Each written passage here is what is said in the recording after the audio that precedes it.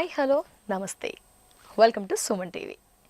So పాలు తెల్లగా ఉండే పాలు రోజు గ్లాసుడు తాగండి, మార్నింగ్ నైట్ అంటూ ఉంటారు. అందరూ తాగండి, అందరికీ మంచిది అంటారు. సో ఇందులో షుగర్ పేషెంట్స్ కూడా ఉంటారు. మరి ఈ షుగర్ పేషెంట్స్ పాలల్లో కాల్షియం ఉంటుంది అని తాగుతూ ఉంటారు. సో వారికి డౌట్ వచ్చిండొచ్చు, సో షుగర్ పేషెంట్స్ని షుగర్ వేసుకుంటున్నాము, పాలు కాల్షియం ఉంటుంది, తాగాలా తాగకూడదా, తాగితే ఎంత తాగాలి, ఉదయం తాగాలా రాత్రి తాగాలా, సో పాలకు బదులుగా పెరుగు మజ్జిగ కూడా ఉంటుంటాయి, అవి కూడా తీసుకోవాలా తీసుకోకూడదా, ఎట్ ద సేమ్ టైం పాలు తీసుకోవద్దు అనుకుంటే కనుక పాలకు ఆల్టర్నేట్గా సబ్స్టిట్యూట్గా ఇంకా ఏమైనా ఉన్నాయా, అసలు మనలో చాలా రకరకాల డౌట్స్ అండి. తీసుకోవాలా తీసుకోకూడదా, ఒకరు చెప్పారని ఒకటి ఫాలో అవుతాం, ఇంకొకరు టోటల్గా అవాయిడ్ చేయమన్నది చాలా రకరకాల డౌట్స్ కదా అండి. సో ఈ డౌట్స్ అన్నీ కూడా ఇప్పుడు క్లారిఫై చేసుకుందాం. సో ప్రస్తుతం మనతో పాటు ఉన్నారు ప్రముఖ మధుమేహ వ్యాధి నిపుణులు డాక్టర్ కిరణ్ గారు. వారితో మాట్లాడదాం. డాక్టర్ గారు నమస్తే. నమస్తే అమ్మా. సో డాక్టర్ గారు, పాలు తాగండి, అందరికీ మంచిది, అన్ని ఏజ్ వాళ్ళు తాగండి, ఆడవారు మగవారు అందరూ తాగండి అంటారు. ఇందులో ఎక్కువగా షుగర్ పేషెంట్స్ కూడా ఉండుంటారు. సో వారిలో చెప్పాను కదా సార్, డౌట్స్ చాలా డౌట్స్ ఉంటాయి, తాగాలా తాగకూడదా, వారు చెప్పారని తాగుతాం, మళ్ళీ నెక్స్ట్ డే వేరే వాళ్ళు వచ్చి తాగకూడదు అని చెప్పారు, ఇలా కాల్షియం ఉంది బట్ షుగర్ వేసుకుంటాం, లేకపోతే ఇలా తాగకూడదు అని. సో జనాల్లో రకరకాల డౌట్స్. మీరు యాజ్ ఏ మధుమేహ వ్యాధి నిపుణులుగా తాగాలా తాగకూడదా, తాగితే ఎప్పుడు తాగాలి, ఆల్టర్నేట్స్ ఏమైనా ఉన్నాయి, మా డౌట్స్ అన్ని క్లారిఫై చేసేయండి సార్. డెఫినెట్గా షుగర్ అయితే వేసుకొని తాగకూడదండి. పాలు తాగొచ్చు సార్ డైరెక్ట్? డెఫినెట్గా తాగగలుగుతారు. మీరు అన్నారు కాబట్టి చెప్తున్నా, కాస్త షుగరే వేసుకుంటున్నాం కదా, షుగర్ వేసుకోవడం తగ్గించేసాము, చాలా లైట్గా వేసుకుంటున్నాము, ఎప్పుడన్నా ఒక్కసారి మాత్రమే షుగర్ వాడతాము. అంత కష్టం ఎందుకు, షుగర్ పూర్తిగా అవాయిడ్ చేయండి. మీరు తాగాలనుకుంటున్నది పాలు, పాలల్లో షుగర్ వద్దు. మరి బెల్లం కూడా అనవసరం. మరి షుగర్ ఫ్రీ అని అమ్ముతున్నారు, అది వాడచ్చా? అది ఎందుకు మళ్ళీ వదిలించుకొని ఒడ్డెక్కాలనుకున్నాంగా మళ్ళీ లేదండి. మన తల్లి పాలు ఏం కలిపిచ్చింది మనకి? సో మాకు అలవాటు ఉంది సార్, అలవాటు ఎక్కడి నుంచి వచ్చింది? మనం వదిలించుకుందాం. ఈరోజు వద్దనుకుంటున్నాం కదా. ఇప్పుడు డయాబెటీస్ అనేది మనకు అడ్డం వచ్చింది కదా, మరి అడ్డం వచ్చిందని తొలగించుకొని ముందుకెళ్ళాలిగా. కాబట్టి నో షుగర్, కంఫర్టబుల్గా ఫీల్ అవ్వండి. షుగర్ వద్దన్నంత మాత్రాన మీకు పనిష్మెంట్ లాగా ఆలోచించకండి. ఇది మంచి అవకాశం, దయచేసి షుగర్ అవాయిడ్ చేద్దాం. ప్లస్ ఈ షుగర్ తయారీ విధానంలో వాడుతున్న కొన్ని కెమికల్స్ ఖచ్చితంగా మనకు హానికరం. షుగర్ వద్దు, మనకు కావాల్సింది పాలు, పాల యొక్క గుణాలు మనం లాభం పొందాలి, పాలు తీసుకోండి. అంటే వితౌట్ షుగర్ తాగేసేయవచ్చు, హ్యాపీగా తాగండి. మీకు ఒకవేళ లైట్గా పసుపు వేసుకుంటే అలవాటు ఉంది, లైట్గా మిరియాల పొడి వేసుకుంటారు, లేదా కొంతమంది సొంటి అని కషాయం అని పాలలో కలుపుకొని తాగుతారు, హ్యాపీగా తాగండి, కాదనలేదే. న్యాచురల్ ప్రోడక్ట్స్గా హ్యాపీగా తీసుకోండి. కాఫీ తాగే వాళ్ళల్లో, టీ తాగే వాళ్ళల్లో హ్యాపీగా వితౌట్ షుగర్ కాఫీ టీ చేసుకొని తాగండి. మన భారతదేశానికి కాఫీ టీ పరిచయం చేసిన వాళ్ళే వితౌట్ షుగర్తోనే పరిచయం చేశారు. మధ్యలో మనం దాంట్లో పాలు కలిపి చక్కెర వేసి తయారు చేసుకొని తాగుతూ కష్టపడుతున్నాం. సో మీరు మంచి టీ ఎంజాయ్ చేయండి, మీరు green tea, black tea enjoy చేయండి, లేదు పాలు కావాలనుకుంటే పాలు వేసుకోండి. అదేవిధంగా కాఫీ, మంచిగా బ్లాక్ కాఫీ ఎంజాయ్ చేయండి, లేదు కొంచెం పాలు వేసుకుంటామంటే పాలు వేసుకోండి. సో టీ, కాఫీ అనేది వేరే ప్రశ్న. సో మీరు టీ ఎంజాయ్ చేయాలన్నా చేయండి, with milk are without milk, but without sugar. Coffee enjoy చేయాలన్నా హ్యాపీగా వితౌట్ మిల్క్ ఎంజాయ్ చేయండి, లేదా విత్ మిల్క్ ఎంజాయ్ చేయండి కాఫీని, బట్ వితౌట్ షుగర్. నెక్స్ట్, ఎప్పుడు తాగితే డౌట్ కూడా వస్తుంది, తేనె నేచురల్ గా దొరికే తేనె మనకి మార్కెట్ లో నెంబర్ ఆఫ్, అది కూడా డౌట్ వస్తుంది సార్, దానికి మరి ఏమంటారు? చాలా మంది పాలలో తేనె వేసుకొని తాగుతారు.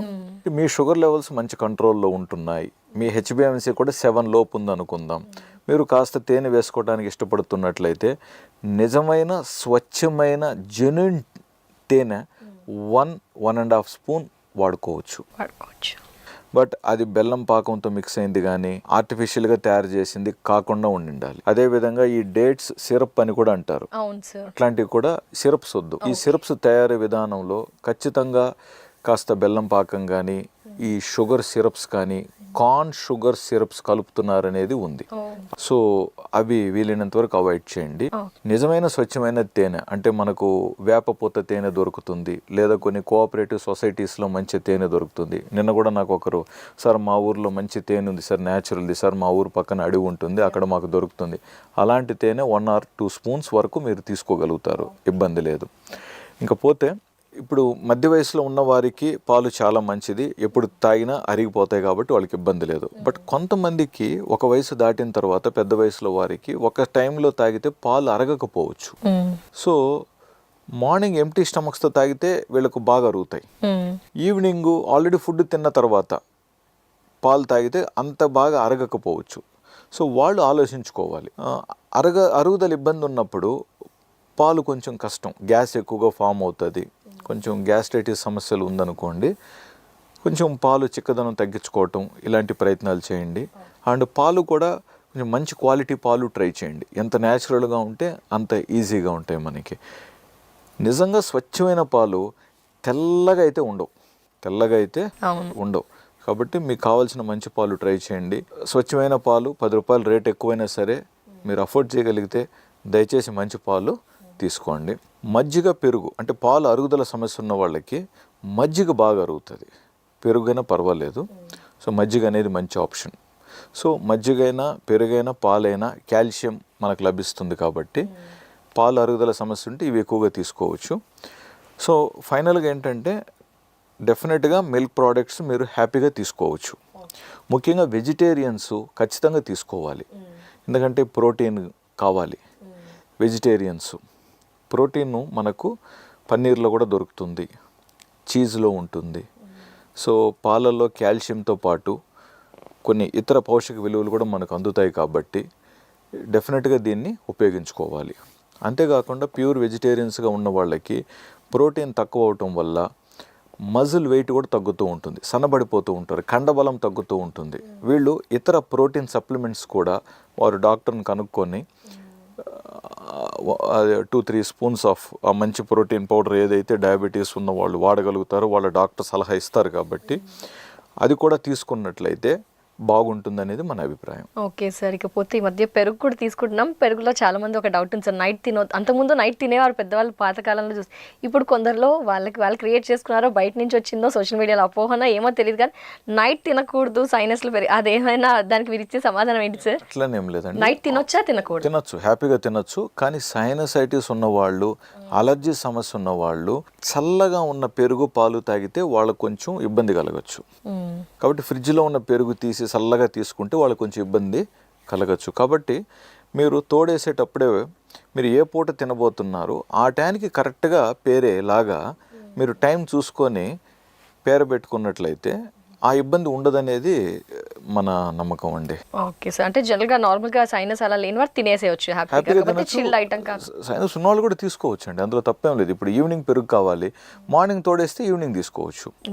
లేదు మధ్యాహ్నానికి కావాలి, ఇప్పుడు సమ్మర్ అయితే మార్నింగ్ వేసినా కూడా మధ్యాహ్నానికి బహుశా తోడవుతాయి.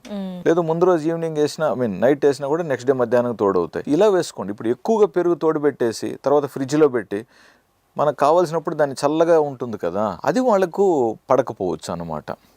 సో కొంచెం యూ జస్ట్ అండర్స్టాండ్, మీకు ఎట్లా బెటర్ అనేది చూడండి.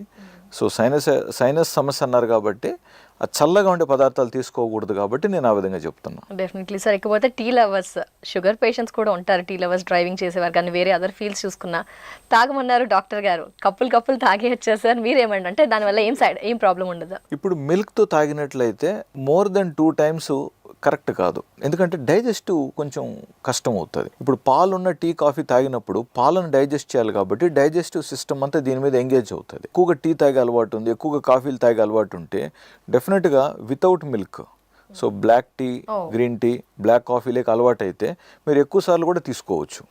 బట్ పాలు వేసుకొని తీసుకోవాలనుకున్నట్లయితే 2 times ఆర్ మ్యాక్సిమం 3 అండి. అంతకు మించి నేను తాగుతూ ఉంటానంటే అది డైజెస్టివ్ సిస్టమ్స్కి కష్టం అవుతుంది. నేను షుగర్ పెరుగుతుందని కాదు. ఓకే, ఎస్ సార్, అది కూడా మనకి ఇంపార్టెంట్ కదా సార్, డైజెషన్ ద్వారానే మొత్తం ఆధారపడి ఉంటుంది కాబట్టి. Thank you so much sir. Doubts అయితే చాలా క్లియర్గా ఎక్స్ప్లెయిన్ చేశారు, క్లారిఫై చేశారు సార్, అందరికీ కూడా చాలా హ్యాపీ అని చెప్పుకోవచ్చు. Thank you so much sir, నమస్తే.